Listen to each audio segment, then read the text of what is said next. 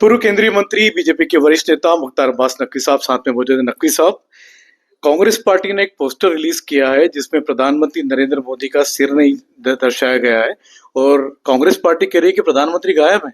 देखिए, मोदी जी मुल्क और मानवता के मुजरिमों को मटिया मेट करने में के मुहिम में लगे हुए हैं और उन जालिमों के जल्लादी जुर्म और जुल्म को जमींदोज करने में पूरे जुनून और जज्बे के साथ लगे हुए हैं। लेकिन अफसोस की बात है कि कुछ लोगों की मोदी बैशिंग की जो सनक है वो भारत बैशिंग का साजिश का रूप लेती जा रही है। और इसमें से वही ये वो लोग हैं जो आतंकवादी देश जो है वो एक तरफ जो है अपने जुल्म और जुर्म का सबूत मांग रहा हो और दूसरी तरफ जो है वो ये जो मंडली है वो सवाल खड़ी कर रही हो।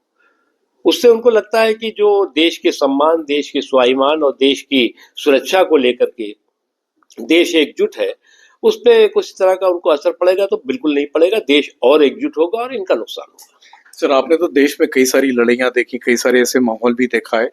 क्या पहले कभी ऐसे विशेष सत्र की मांग हुई है ऐसे हालात में? क्योंकि कांग्रेस पार्टी के नेता राहुल गांधी और मल्लिकार्जुन खड़गे प्रधानमंत्री को पत्र लिख करके विशेष सत्र की मांग कर रहे हैं। देखो, आतंकवाद की खेती से अमन की फसल को उगाया नहीं जा सकता। पहली बात तो एक बात समझ लेना चाहिए।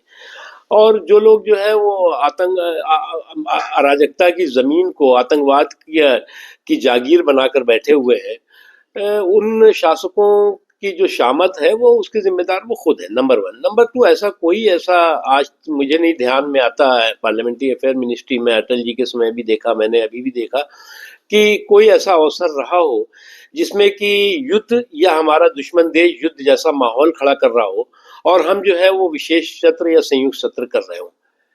अभी तक जो है वो 1947 से लेकर के और 2023 तक जितने भी विशेष सत्र हुए हैं वो विशेष सत्र कोई भी जो है युद्ध या युद्ध जैसे माहौल के दौरान नहीं हुए हैं।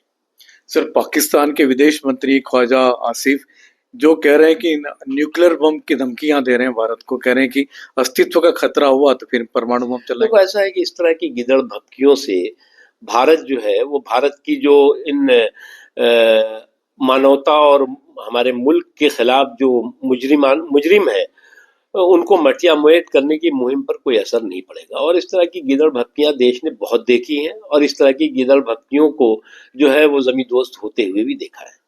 ये तो मुख्तार अब्बास नकवी साहब, जिनका कहना है कि जब देश एकजुट होकर के इस बड़े हमले का सामना कर रहा है उस समय कांग्रेस पार्टी इस तरह के सवाल खड़े कर रही है। Sanjay Sharma, India news Delhi.